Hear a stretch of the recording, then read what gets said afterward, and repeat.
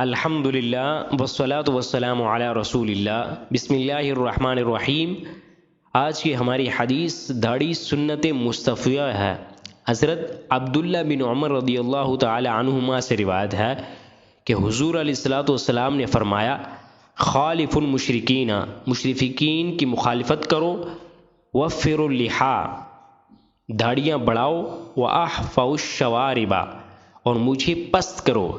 وکان ابن عمر اذا حج، حضرت عبداللہ بن عمر رضی اللہ تعالی عنہما جب حج یا عمرہ کر لیتے، او اعتمر قبض علی لحیتہ، تو اپنی داڑھی مٹھی میں پکڑ کر فما فضل اخذہ، زائد حصے کو کاٹ دیتے۔ حدیث سے معلوم ہوا کہ داڑھی کٹوانا اور مجھے بڑی رکھنا مشرکین کا طریقہ ہے۔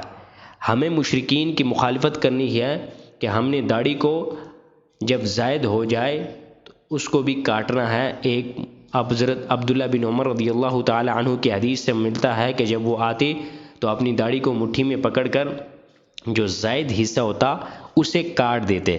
اب حدیث سے معلوم ہوا کہ داڑھی رکھنا شرعاً واجب ہے، اور مونچھوں کو پست کرنا ہے، ان کو بھی بالکل شیو منڈوانا نہیں ہے بلکہ ان کو بھی پست کرنا ہے، کہ جو زائد حصہ ہے، جو حصہ مونچھوں کا اندر جا رہا ہے، بالوں منہ کے اندر جا رہا ہے، اس کو آپ نے کاٹنا ہے۔ اللہ تبارک و تعالی ہمیں ان حدیث پر صحیح معنوں میں عمل کرنے کی توفیق عطا فرمائے۔